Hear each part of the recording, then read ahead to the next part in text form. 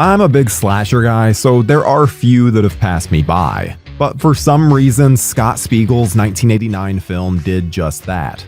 And it's really too bad because I was missing out on some of the slickest shooting and most brutal kills of the whole decade.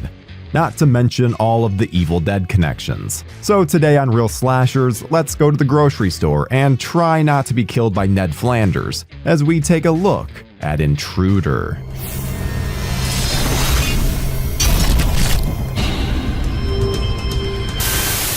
Don't you see? I'm just crazy about this store. I'm Tyler Nichols, and as most of you guys know, I love slashers. And there's nothing better than discovering something new. Well, new to me.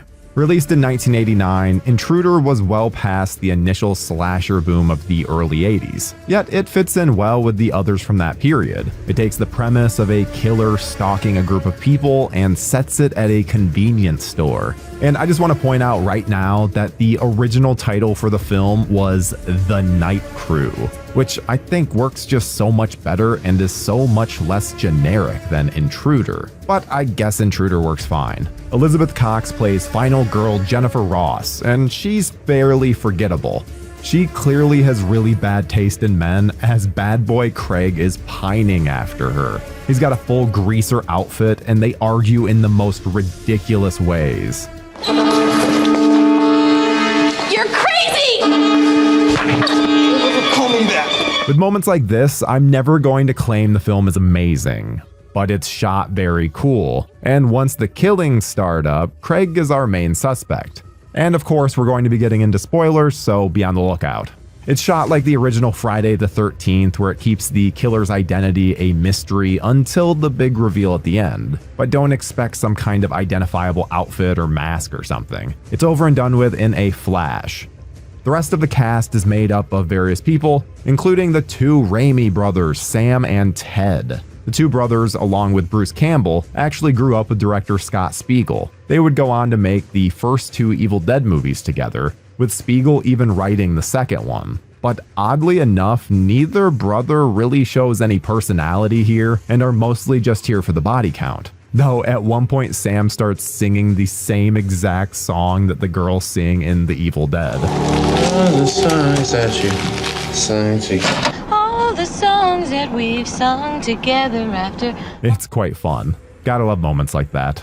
I'm sure like most of you, I know Renee Estevez, other than being a doppelganger for her brother Emilio, from the film Sleepaway Camp 2, Unhappy Campers. She's the final girl there, so I had some expectations set for her character just because of that alone. But that would be a mistake, because not only is she fairly irrelevant to the story, with her being the first kill, but she doesn't even get a proper death. They simply cut away instead of showing any sort of impact. Sure, Heather comes across her body later, but it's hardly impactful. And she gets second billing. But I suppose the whole film could be criticized for that, as they also promote Sam Raimi, Ted Raimi, and Bruce Campbell, and make it seem like they're in much more of the film than they actually are. Hell, Bruce just shows up at the very end and receives top billing on some DVDs. Oh, marketing, you cruel bitch.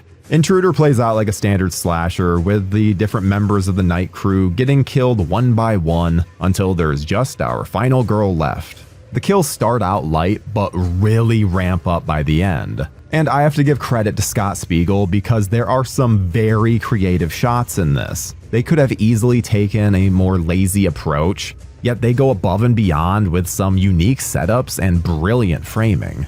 Like usual, the big reveal at the end needs to be broken down in a little more detail, so let's get into that. The night crew had nothing to do with it. I couldn't let anybody stop me. I guess I just got a little carried away. After spending an entire film setting up Craig to be the killer, and with nearly every possible suspect being dead as a doornail by this point, there seems to be only one possible solution. Craig's the killer. And Jennifer comes to this conclusion herself, only for store owner Bill Roberts to show up. Jennifer is so fast to accept Bill's help that she misses the fact that Bill's hands are covered in blood. It's such a dumb reveal, but I love how much Bill just immediately goes from normal to absolutely insane. He flips his shit and starts chasing after her. We get a nice little cat and mouse pursuit that utilizes the conveyor belts, as well as various grocery store equipment. They really make sure to take advantage of the setting. Jennifer even grabs some knives to defend herself, finally breaking out of the damsel in distress label that she fit into so comfortably until this moment. She's finally defending herself. Then we get a nice little cameo from Scott Spiegel as a delivery man. But this leads to the most baffling aspect of the film, Craig's heroism. See, after spending an entire movie thinking that he's the killer and just an overall douchebag, they make the oddball decision to make him a good guy. But not before Bill comes in and beats the man half to death with a head. Seriously, Bill is great once he gets going. He's using it like a damn bowling ball. Heather escapes outside and Bill of course follows, getting stabbed in the process. Where'd you get the knife? It can never be that simple, so Bill attacks her in the phone booth, but she's saved by Craig.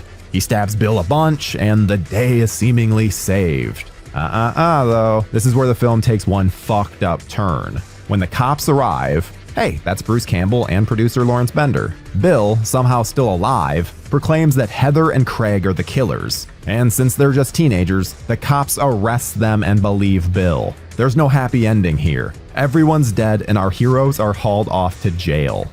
Ouch. But why? For the store.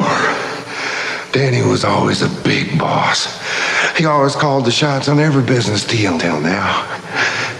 I couldn't let that son of a bitch take the store away from me. The store's my whole life. I had to kill him. I'm not going to lie, the Ned Flanders look-alike is one of the weaker killers during the whole mystery/build-up angle. We aren't able to see him, and there's not much to go off of in terms of personality. But once they actually reveal him, it's fairly fun because he gets to act crazy. Portrayed by Dan Hicks, the Bill Roberts character doesn't really let on about his true intentions. See, he's upset that his business partner is selling the grocery store to the city. So his solution is to murder everyone. Craig serves as a pretty silly red herring, as it's so obvious that it's not him just by virtue of how much they're trying to make it seem like it is, that it feels a little on the nose. He doesn't show any kind of killer instinct and simply seems like someone who's obsessed with a girl and wants her back. If anything, I wish Bill had taken Craig's greaser jacket or something. Would have given him some kind of look. There's a moment early on where it seems like Craig has murdered Bill, taking the suspicions away from him, but it really just seems to be done for the audience's benefit and for no other real reason. I can at least appreciate that they went through the pains to make sense of the killer's location. There's no teleporting killer going on in this film, as he can always logically get from point A to B in a reasonable amount of time. Intruder features some early work from the K&B effects guys, and it's really incredible. So incredible that I'm probably not going to be able to show you much here. I was constantly blown away at the effects work being done. There's a kill involving a jigsaw, which is one of the most brutal things I've ever witnessed on film, and it looks absolutely phenomenal. The way they utilize parts of the grocery store, whether it's the meat hooks from the butcher or the compactor in the back room, feels perfect. Which reminds me, you'd think you might want a shirt like the one that I'm wearing? Well... Before we continue with our video, here's a reminder to click the store tab on any of our JoBlo channels and browse our collection of the latest and freshest designs in our merch store. Go get you some. Oh wow, it's Tim, what a surprise. Tim, you look horrible. Anal itch got you down? Can you actually speak, Tim? Intruder released in the United States on January 27, 1989. And there's no box office to speak of, but the film did have an interesting release, as its VHS covers actually spoiled the identity of the killer. That's right, if you picked this one up at the video store, you likely already knew that the mustachioed gentleman was the would-be killer. A bit disappointing if you ask me. And the DVD wasn't much better, with it making it look like Bruce Campbell and Sam Raimi were the stars. Thankfully, the film has been given a proper Blu-ray release that doesn't sell the customer a false bill of goods. If anything, this cover really lets you know how much of a gory good time you're in for. So shout out to Synapse Films for doing it right. That's better than the '88 film's release, which still presents a bunch of side characters as the main leads. This was my first experience with Scott Spiegel's Intruder, and I had an absolute blast. From the wonderful special effects to the fantastic setting, I can't believe this film managed to elude me for so many years, but thankfully that mistake has been rectified. And I hope that if you haven't seen it, you'll give it a chance, because despite it falling nearly a decade after the subgenre's heyday, this is still one of the most fun slashers out there, and asks the question, why the hell aren't more slashers set in grocery stores?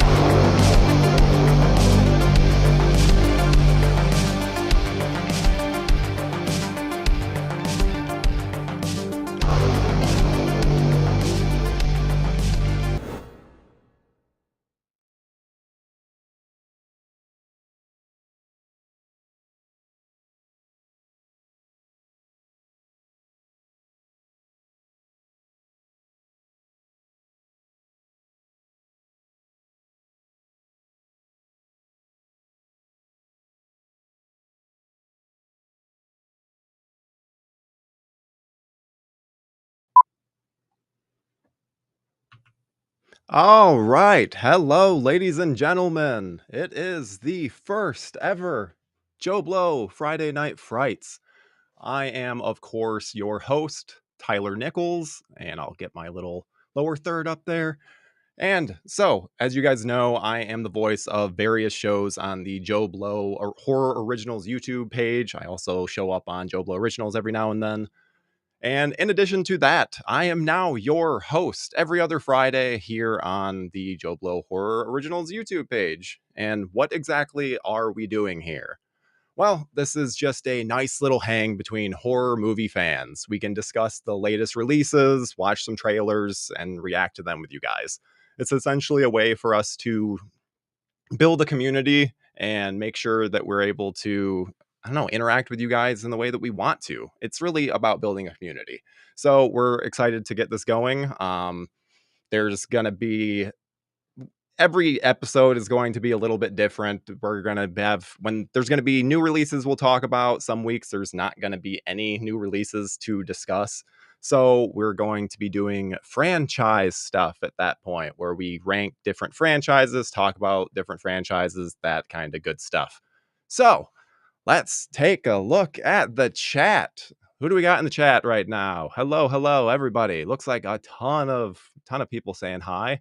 I noticed one little comment that I have to I have to bring up because I thought it was so funny. Why is Manhattan so hard for you to pronounce?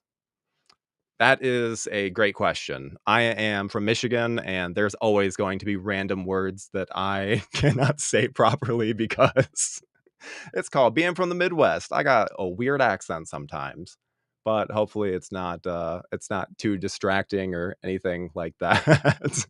So, yeah, let's get into the main thing that we're going to be doing today. Well, not even the main thing. One of the things we're going to be doing today, because we have so much to discuss. But let's see. Out of sync. Yeah, unfortunately, that will just be something. Well, we might have some little things here and there that come up. We might have some problems. It's our first stream. It's gonna happen. Say bag. There we go.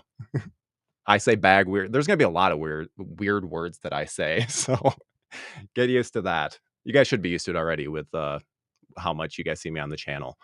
But let's see. Let's go into our first little section of the day, which is we're going to look at news.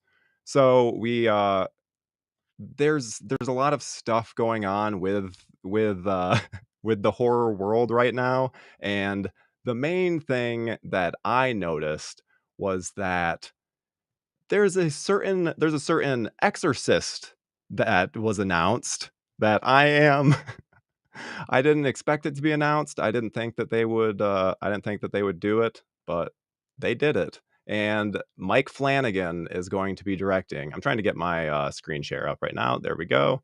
Screen share is up. We can see the nice little JoBlo article there. So Mike Flanagan was announced to essentially take over the David Gordon Green Exorcist trilogy, which, like, yeah, that's everyone. I mean, let's see it in the chat. How many people love Mike Flanagan? I mean, Mike Flanagan is absolutely incredible.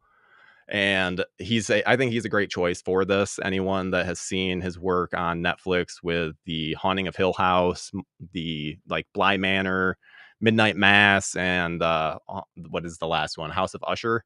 Every single one of them works with that kind of, I don't know, a style that would work well with The Exorcist. So I feel like it's going to be pretty decent. Which, yes, looks like we've got John Hobbs in the chat saying, just found out Flanagan was behind Oculus, and now I'm all for it. Yes, Flanagan did Oculus, Before I Wake. He's Dr. Sleep. He's done so many good films. He's definitely kind of like been looked at as like a Stephen King guy. So maybe this will end up changing that a bit. But I'm really looking forward to this now. I was one of those few people that actually defended this this film, which I agree it's not a good movie in any way, but ooh, that is a very good point. Casper Frost says, I hope this doesn't derail his work on The Dark Tower. Yeah, you're right. I really hope it doesn't either. Let's hope. I mean, now you got me a little worried. Now I'm against The Exorcist with Flanagan, because if that's what's going to happen, then oh no. But I mean, I would prefer him doing original work, but if someone's going to be doing this, then I would prefer that it's Mike Flanagan. So let's see.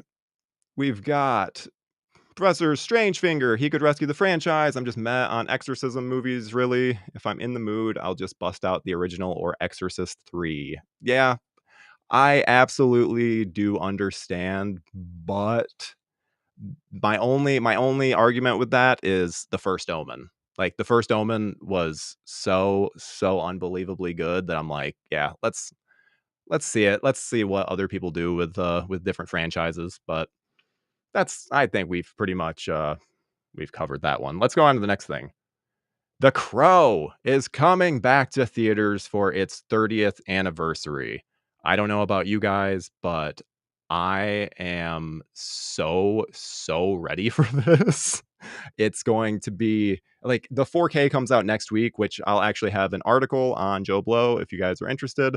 And there's something about this film that I've always loved, and so I'm really hoping that, oh wait, let's hide that bad boy. I'm hoping that it like doesn't look like, because I just saw Phantom Menace today in theaters. I'm not sure if you guys are aware, that released, and it looked awful, absolutely awful. But I've heard that this transfer is phenomenal.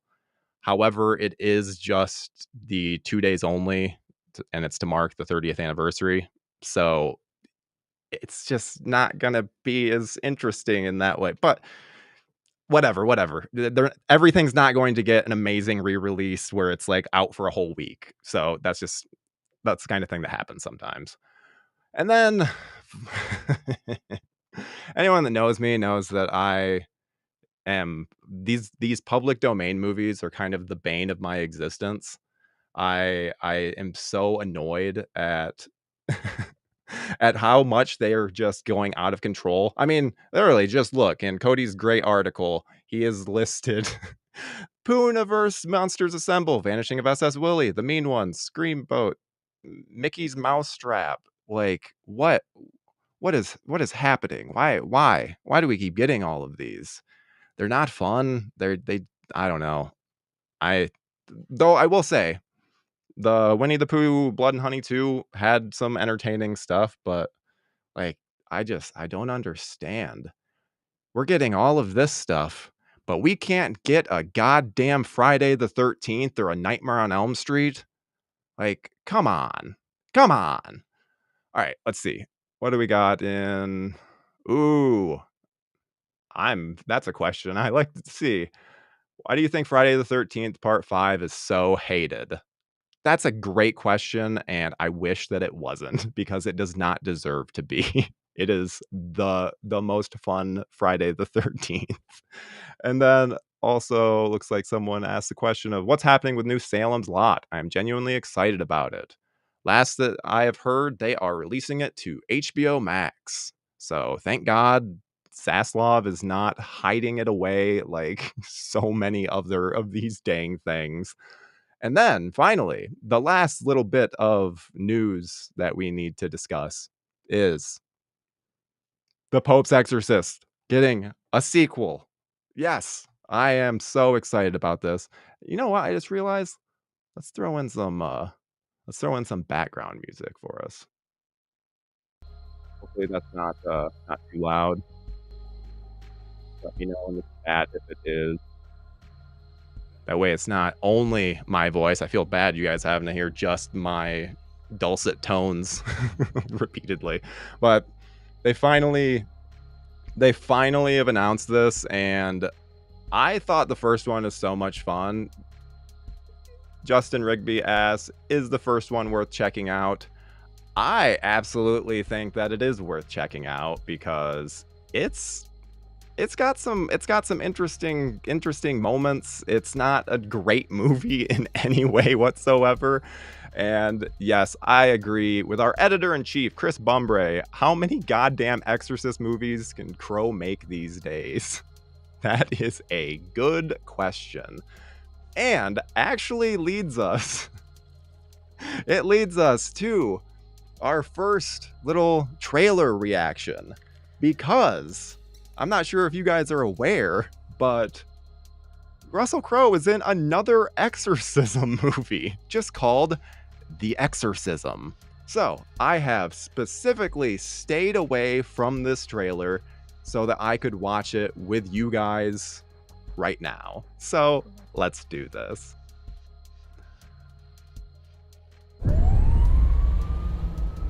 Forgive me, Father, for I have sinned. It's a job coming to me off the back of somebody else's tragedy. He looks a lot like Father Amort.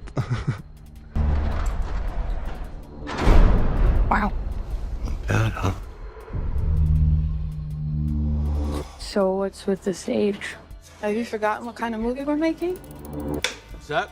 Action. Lord have mercy. All kinds of Wait, messed up what? stuff happened when they were making movies like The Omen or The Exorcist. That's interesting. That's an interesting angle. And the guy your dad replaced? Everything's cursed.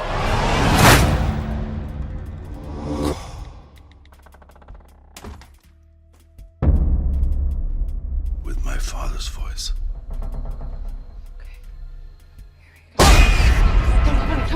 Tony, it's okay. You're okay, all right? Simpkins is a really good actress, so I have high hopes because I've liked her in everything that she's done. Out again. What is it this time? This is something else. He's off his meds. He's erratic. Father, what do I do? I was saved once. Didn't believe that it could happen again. Can he be saved?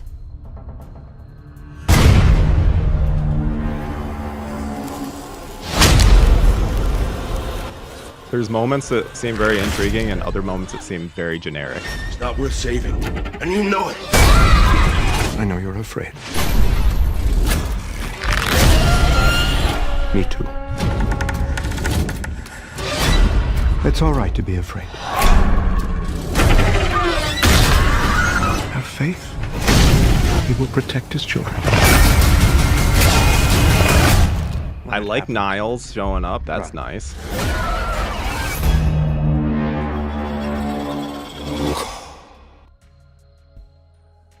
Well then, yeah, there's some interesting moments in that, I would say. It's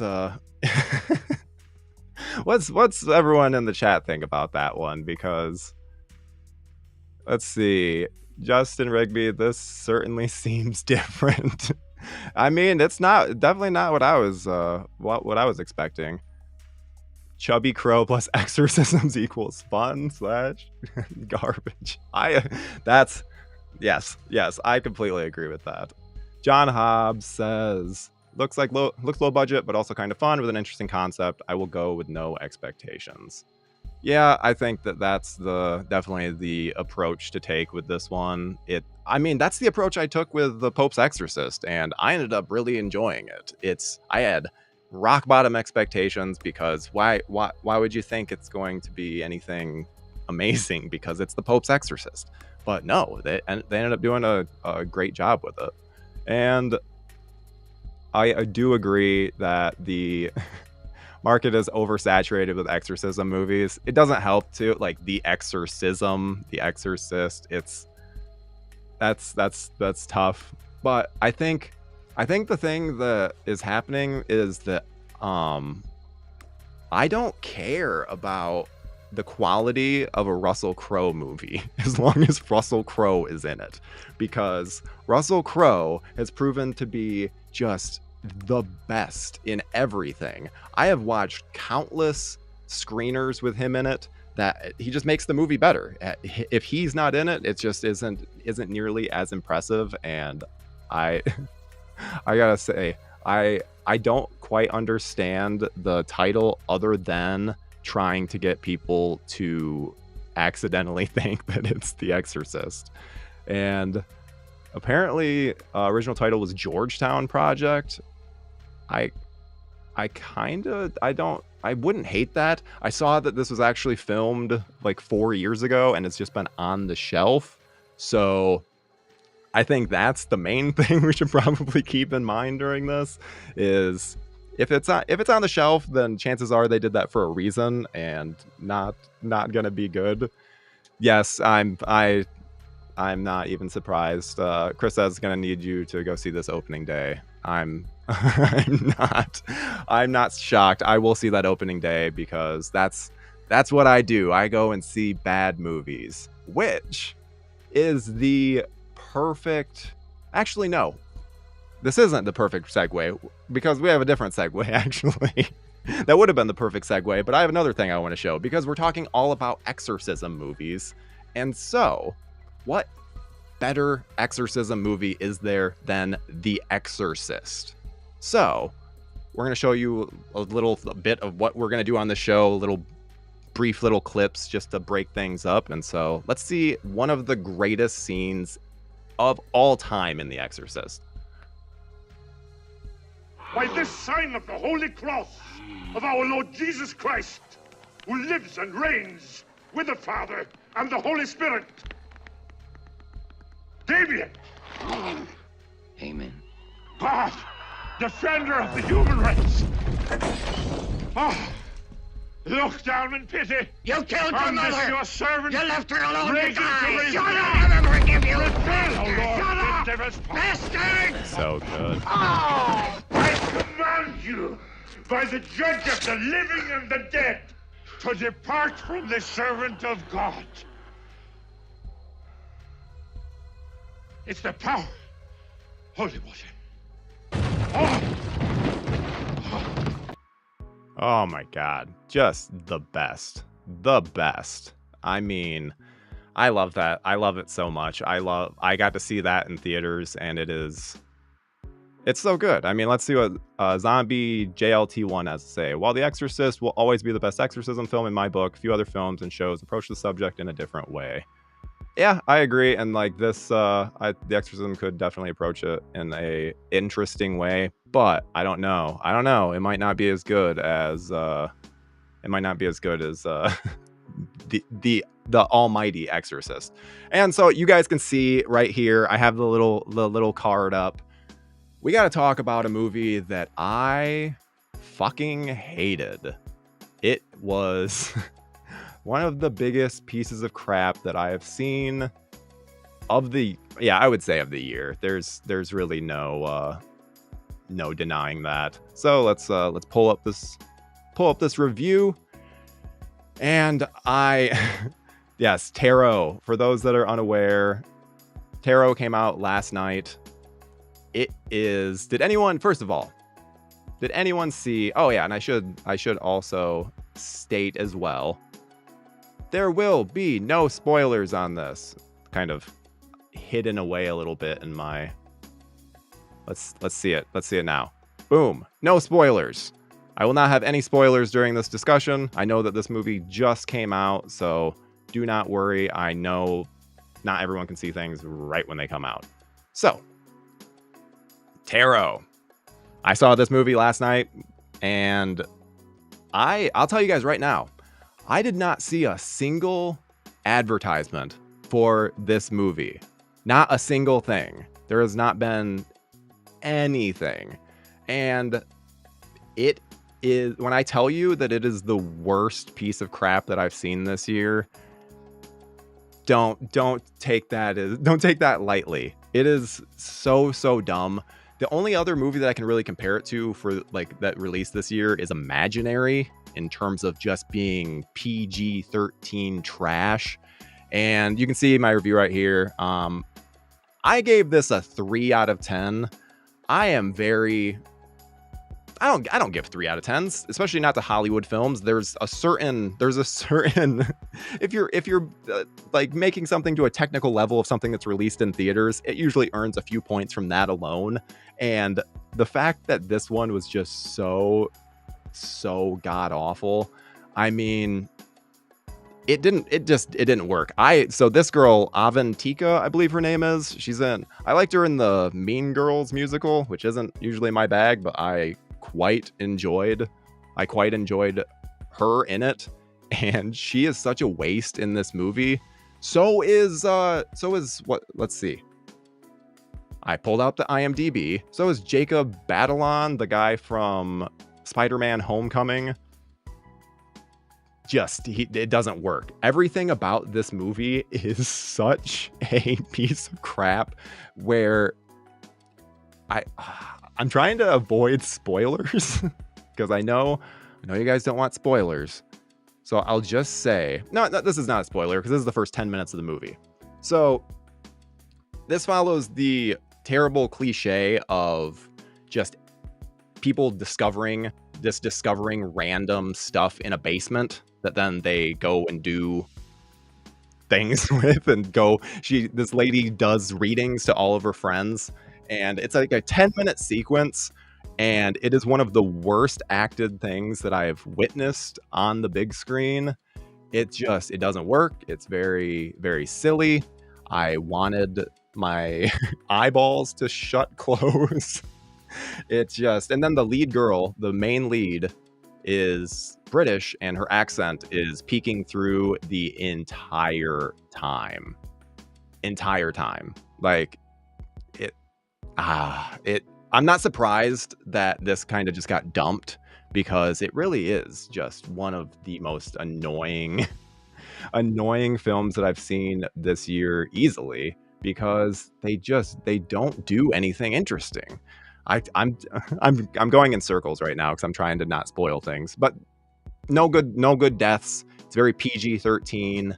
There's no logic with the actual killer. When you set up a ghost story, you just need rules. It makes it scarier so that then you know the parameters of what the ghosts can do and what they can't. So when you don't have any kind of rule and it's just whatever, we just do whatever whenever we feel like it, it does not work. I was upset with it, needless to say. So John Hobbs says, where do you think it falls short most? Direction, writing, something else? I hear the effects are good. So, I would say where it fails the most is direction, because it just, there's no tension in most of the movie. It just kind of happens. They don't set things up well, which also could be a writing issue, but the effects are not the problem. It is how the effects are shown. If they had done it just briefly, if they did if they just, showed it in the shadows, did just basic things, that could have worked. But as is, they showed way too much. There was one moment where I'm like, why do you keep showing this in such lighting? They have them fully lit and it looks awful. Oh, I'm of course our first Friday Night Frights live stream is, and the movie that I'm covering is the one I've disliked the most of any movie in I don't even know how long. I don't know. This one did not work for me in any way whatsoever. Let's see. We got other people in the chat. Mike Conway, a friend of mine, told me that no one acts like a real person in this movie. No, they don't at all. That's another thing, and this isn't a spoiler. Every like, there's always those moments of like coming to the realization of what's happening. What is happening in this? Like, is there supernatural stuff? Is there not? These characters, they question it after they've already had it proven to them, like right in front of them. They are the most colossally dumb people I could imagine. The lead is so stupid, and the ending might be the worst ending of the year without a doubt. Or might be. It is the worst ending of the year. It is so dumb. Justin Rigby says, is it overlit like Terrifier 2? No, I will not say it is, because there are moments where you can't see stuff well. It's just the creatures, I don't even know what to call them, the ghosts, they're overlit. There's moments where they should not be as lit up as they are, but the rest of the movie, I would almost say it's like dark. But let's see, the trailer looked like a fan-made film or a parody of a horror movie. I never saw the trailer. Not once. I go to the movies. I've been to the movie theater, I think like 8 times in the past 2 weeks. I go to the movies a lot. Have not seen one advertisement for tarot. So very, very strange. The Tarot Troupe. Thank you, Swirl. Swirl is actually my roommate who I forced to go see tarot with me. Which, yeah, that don't live with me, because then I make you go see crappy movies like Tarot. But you guys can see right here. Wait, I guess I can get rid of that bad boy. You guys can see right here, I have some sweet JoBlo merch. It is Poltergeist. And if you want some merch like this, then you can make sure that you check out the JoBlo merch store. We have a QR code on the screen right now. You can like pull out your phone, scan that, and it will bring you up right to the JoBlo merch store. You can get something cool like this. We have sweet designs. There's mugs, various other things, and yeah, let's see what Kier has to say about this. Before we continue with our video, here's a reminder to click the store tab on any of our JoBlo channels and browse our collection of the latest and freshest designs in our merch store. Go get you. Okay. So, make sure you guys go get some JoBlo merch. It's so comfy. It breathes well. It looks good. I mean, come on. You guys want some of your own. But let's move on to our next topic of discussion, because Chucky Season 3 just finished up. It just wrapped up. And so let's talk about it. Again. Don't worry. We will absolutely no spoilers, because I'm aware that just doesn't happen. Like people don't watch things quickly these days, so I don't want to spoil anything for you. Also, it's not a spoiler to say Devon Sawa died. He dies every season, so let's just get that out of the way right off the bat. First of all, what did you guys think of this season of Chucky? They did a weird thing where they split it up, and they did I don't know, they just did essentially they had to split it up because of the actor strike, which then caused it to be split up in a weird way where it didn't really have a big cliffhanger. So it definitely had a lot working against it, but I would say that I don't know. I enjoyed it. I understand some of the criticism against it, and I will say too, if you spoil something in the chat, I'm not going to mention it, so that then don't spoil anything. There's not anything in it that worked well.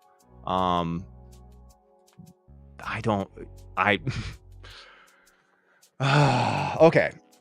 I liked many elements of this season, but I do think it's kind of getting a little out there. But it's still to the point that I would like to see them continue. I don't know about you guys. I think that it still has some fun moments, and I don't know. It's not perfect, but it has some interesting moments. I'll say that. Chucky Season 3, a waste, honestly. Let's see. The show doesn't have any rules left. It's back to Seed's parody, and the stakes don't exist at all. Chucky is a blast, and that's all. The storyline is dead on arrival.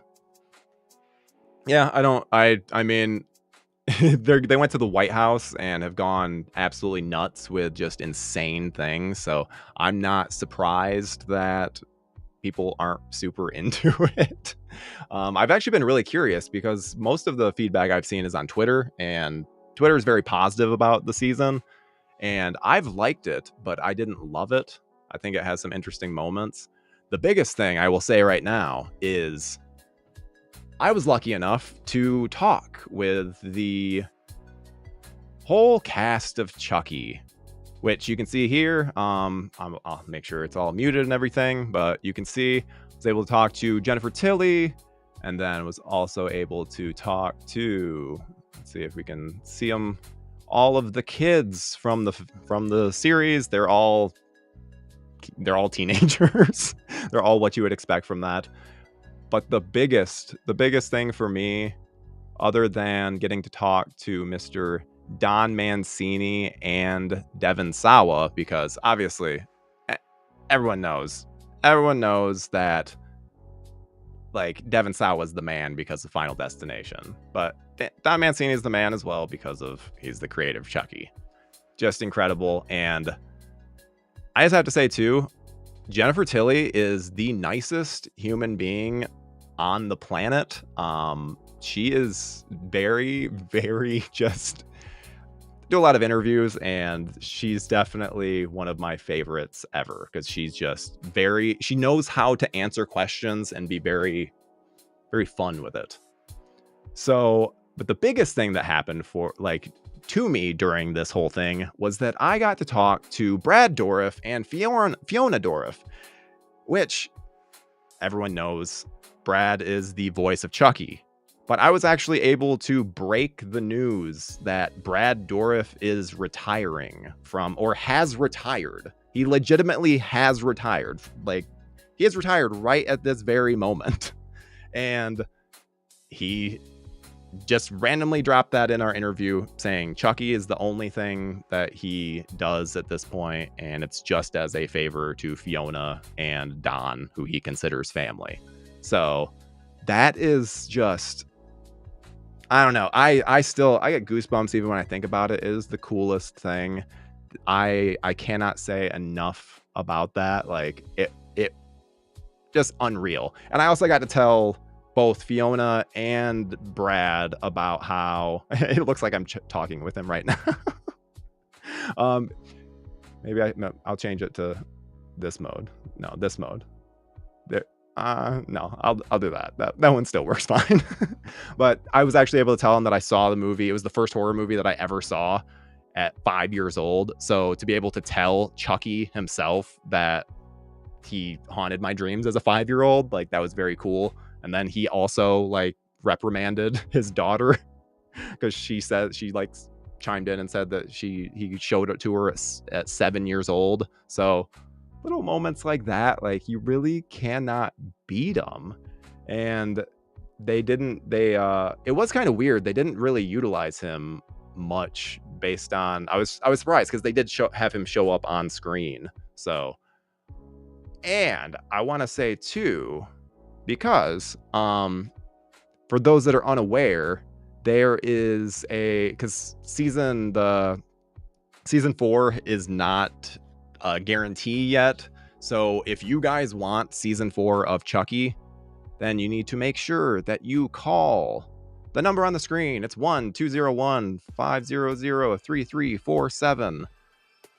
You call that and you get like a nice little like message from Chucky. It's cool. It's a cool way to show, essentially just to show Universal that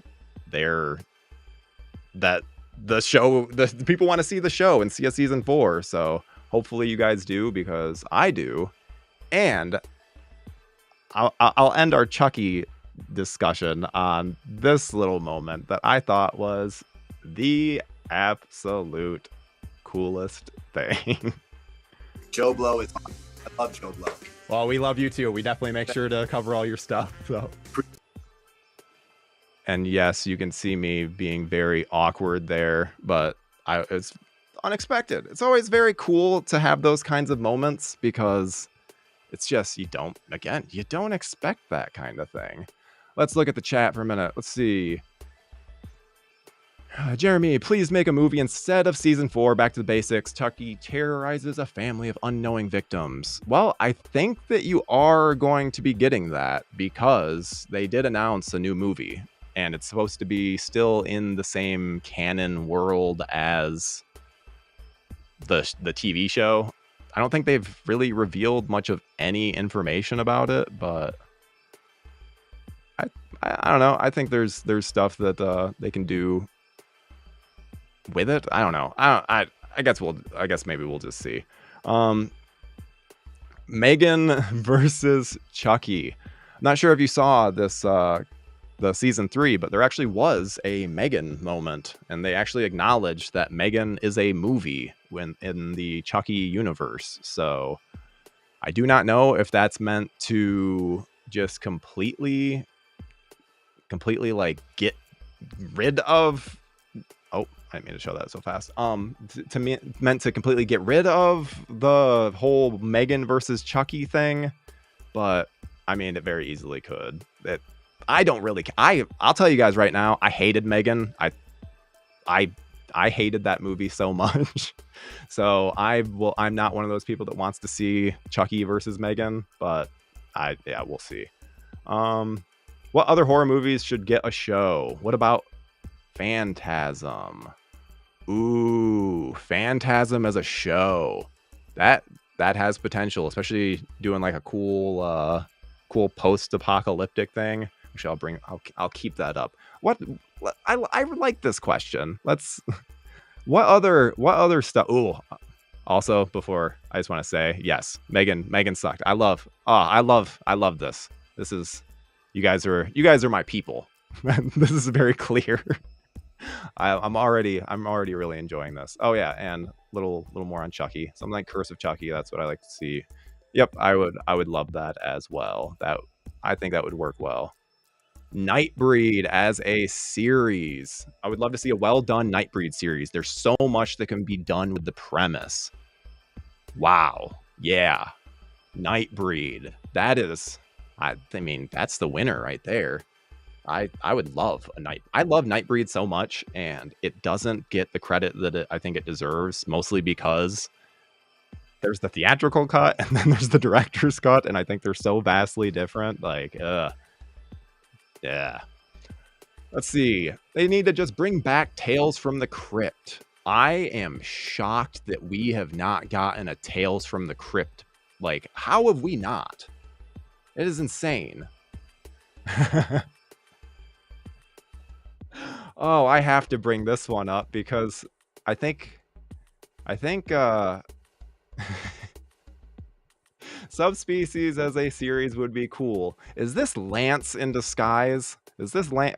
Because that is 100%. Legion of Doom, you've just made best friends with Lance Velchek, because I think he's in total agreement. He would love a Species series. But another one, Maniac Cop. I don't mind Maniac Cop. That's it. There's definitely some potential. I mean, I don't know. Let's see what we let's see if they end up doing anything. I don't know. We'll just see. I need a moment to collect myself. So let's look at what I consider to be one of the best scenes in all of Carpenter's filmography. Just a brief little part from Christine. Show me. If it will show.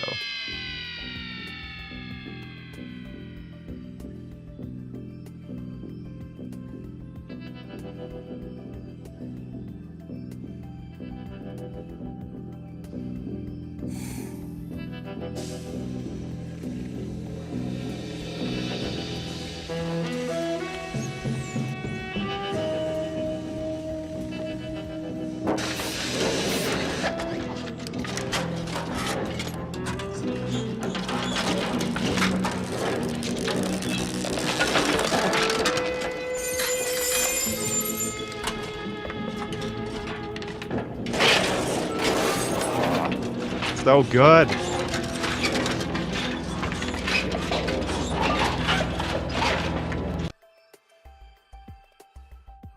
This is why special effects will beat CGI any day. And you know what? I could not agree more. That scene is the epitome of just great filmmaking and just getting everything in the frame, because there's no way. There's a reason. Like, let's see. It wasn't.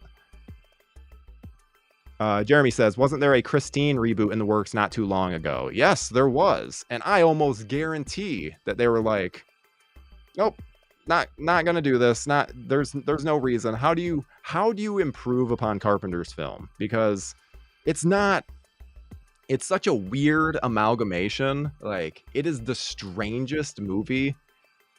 And I can't imagine that they would do it with any kind of, I don't know, grace, I guess. Doesn't seem like it. Maybe I'm crazy, but I don't think there's much grace involved with that. Yes, we talked about this earlier. The apparently Flanagan's taking over the Exorcist sequels. Yes, we talked about that. I'm excited about that one.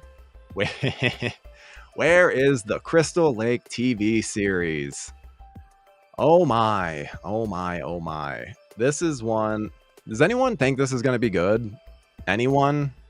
Does anyone think that this is going to not suck? Because everything that they've ever talked about just doesn't work for it. I don't know. Maybe I'm nuts, but it's not. The whole concept, like, everything that gets announced about that, it seems to be not anything that I care about in terms of a Friday the 13th. It's like, I don't need young Jason. I don't need a potential Jason's dad. Like, who needs that stuff? I need Jason at a summer camp killing people. That's all I need. Why can't we get that? Why is it so goddamn difficult for us to get anything?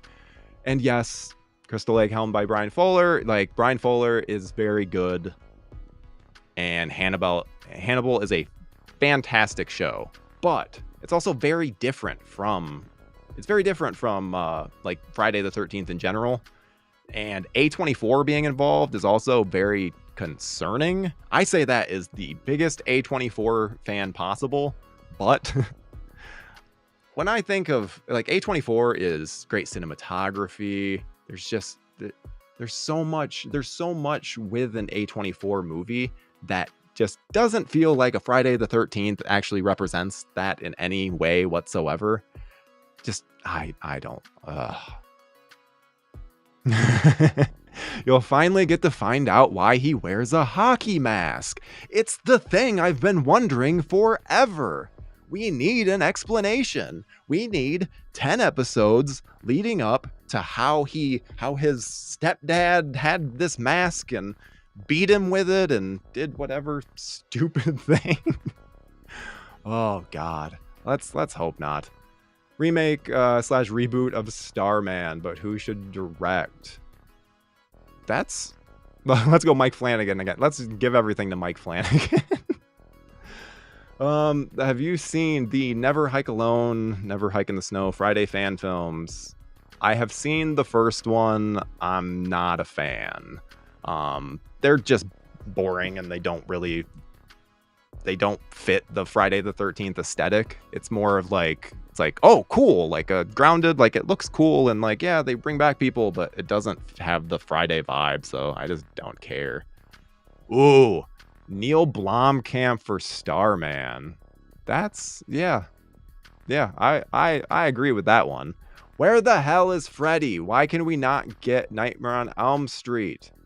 Yes, Just a Guy, I agree. Where is this guy? Where is he? Why? Why do we not? Why? Like, the fact that the last time we got to see this man was through Jackie Earle Haley. Which, even then, 14 years ago. How? How is that even possible? 14 years? Like, come on. Give us a Friday the 13th with, I sound like someone, it's like this is all stuff that we already got in like the 80s, so it's essentially like give me a time machine. It's like, I want a Friday the 13th that is set at a summer camp with Jason killing people, and I need a Nightmare on Elm Street with, technically I don't even need Robert Englund. There's a way to do it without him. I would prefer him back, but there's a way to do it. Let's see. I'm already seeing some suggestions for Freddy Krueger. Well, that's actually something we'll get into later on, because yeah, you guys, I'm telling you, we're on the same page. You guys are my people. We got Nerd Cage Live saying, at least we got the Jason video game, which, yes, they have. Not only did we get the Jason video game, but we're supposed to be getting another one. So very exciting, because the first game got all sorts of fucked up because of Victor Miller and Gun Media, like all this, the Victor Miller versus Sean Cunningham issue, which then Gun Media was like, oh, we're just gonna be done with this, which I wish we didn't have that, because then we would have gotten our what is it, the what's the dumb ship on in Jason X, not the Nostromo, the weird ship. Someone's gonna say it in chat. But yeah.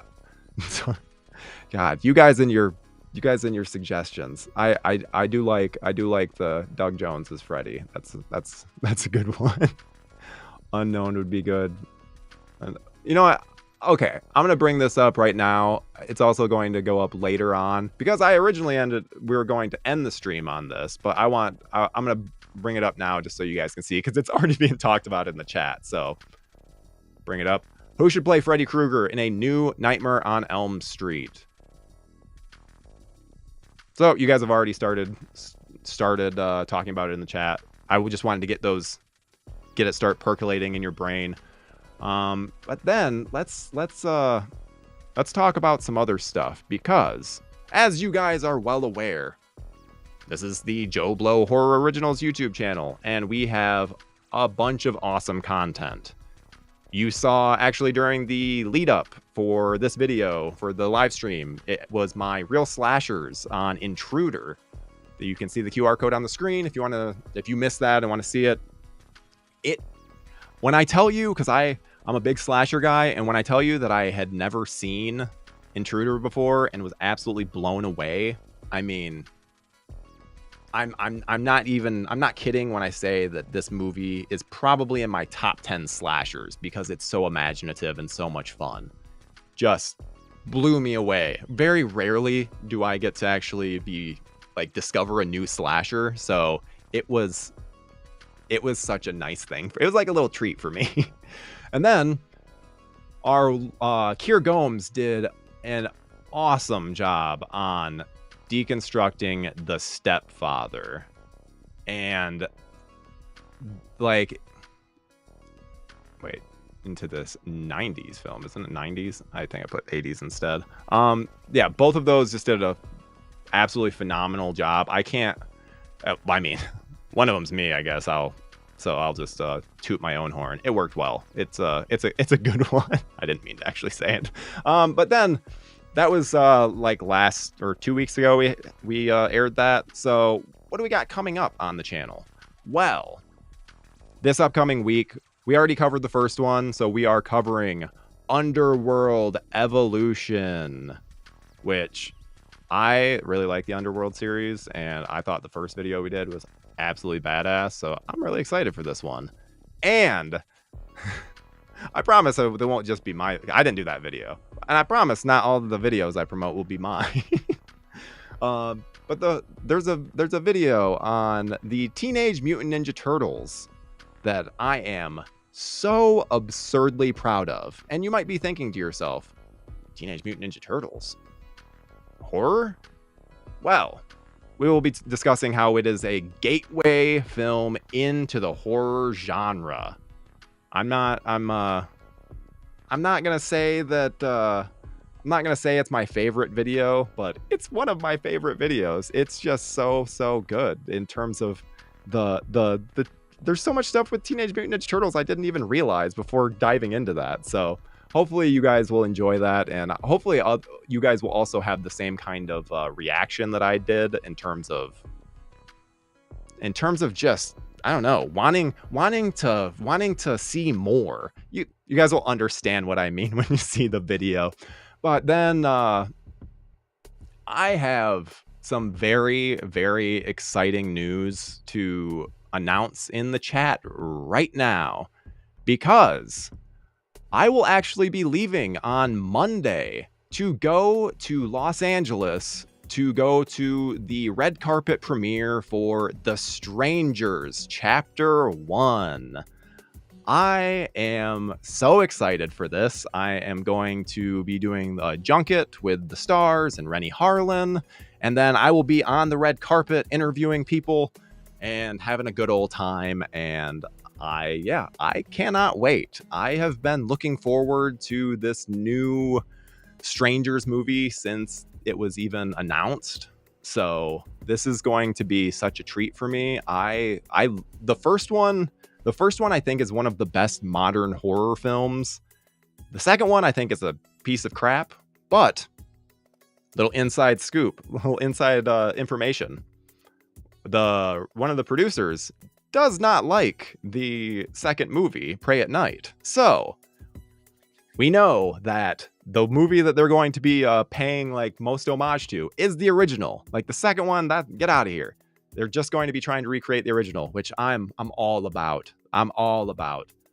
Let's see. The first one was so scary. I agree, Crystal. They do such a good job with the tension in that movie.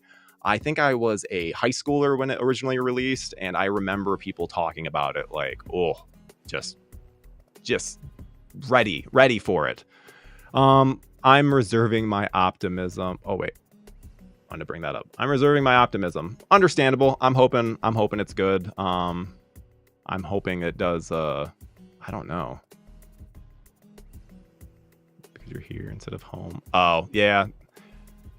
Because you're here instead of home made me cringe a bit. Yeah, I mean, I guess we are going to see. Oh, and we got a super chat. Let's see. Are you a Puppet Master fan?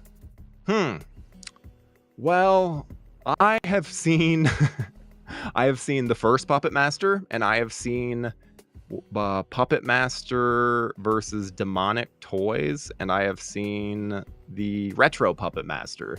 So I am not a expert on the Puppet Master franchise. However, both Lance Velchek, actually we have quite a few Full Moon experts on the channel. We have Lance Velchek, Andrew Hatfield, and I want to say Cody Heyman as well. They're all big Full Moon fans. So there's been quite a few things. We've covered a decent amount of Puppet Master on the channel. So make sure you check those out, because I actually did awfully good on Retro Puppet Master, and I had so much fun doing it.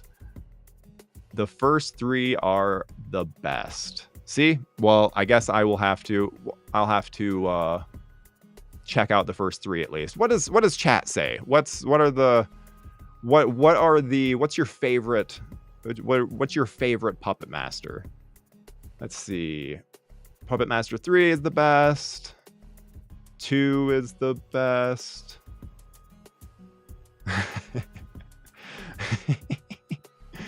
2 is the best. I'm sorry, I saw the Gary Busey as Freddy. Make it happen. Agreed. Let's make it happen. Let's see. I love it. Okay, so the first 3 are okay, good to know. Well, then maybe that's something that I'm gonna have to do, is go through and watch the Puppet Master films, because I love Full Moon. They're great. I mean, the company themselves are absolutely fantastic, wonderful people, and the movies, I always have a good time with them. So Decapitron is the best puppet. Yeah, okay, so we got favorite Puppet Master. What's the favorite puppet? First 3 are solid. Yeah, I will tell you guys this. I will absolutely watch the first 3 movies. I cannot promise that I will I cannot promise that I'll continue on, because don't they have like a bunch of spin-offs and all this other crap too? Like, it's just not my thing. Tunneler, Murder Cycle, Decapitron. Oh, Richard Brake would be a good Freddy. Has that creeper look. Yes, I agree. And I should also state too, I should also state too that Richard Brake is actually in a movie that comes out next Friday called The Last Stop in Yuma County. I have a review on JoBlo. It's so good. I'm such a fan of, like, I'm such a fan because it works. And now I'm realizing that I have so much going on at this end. Holy crap, it's hard for me to keep up. Sorry, guys. But it's so good. Make sure you check it out. I gave it a 9 out of 10. He actually retweeted my tweet about it too. So Richard Brake's awesome. Another super chat. Seen your video on the Puppet Master. Well, thank you. 1 and 3 are good. After that, it's an abortion. I blame Charles Band for cheaping out. Oh, good. Yeah, I like that. You mean Abomination? Maybe I do. Six shooter is my favorite Toulon puppet. Very, very cool. Very, very cool. Well, I mean, we've pretty much done it. I mean, let's see. I'm trying to think if there's something else. I mean, the biggest thing right now would be make sure that you follow us again in 2 weeks, because we're going to be back for another one. But also, you guys like this? Next Friday on the JoBlo Originals channel, Mr. Keir Gomes will be hosting Friday Night Flicks. That is essentially the JoBlo Originals version of this. So it'll just be the non-horror version. So make sure you check that out. I know I will be as well. And make sure you tune in 2 weeks, because that's going to be the release of The Strangers Chapter 1. And we're going to get into it all. We'll do the review. I'll go over interesting, cool things from the red carpet. I'll try to give you some interesting insight as to how those kinds of things work. I'm really excited. It should be really fun. But yeah, I will leave you guys with a question that you guys already saw. So hopefully wait, that's not the question I want. Oh no. Where's my questions at? There we go. Okay. Who should play Freddy Krueger in a new Nightmare on Elm Street? I want you guys to stew with this for a bit, and come back in 2 weeks and make sure to let me know your answer. It'll be the first thing that we talk about. I'm really curious to see. You guys already had some awesome suggestions, so I'm really curious. And yeah, that's really all. Thank you guys for joining the first ever Friday Night Frights, the first JoBlo Horror Originals live stream. I hope you guys enjoyed.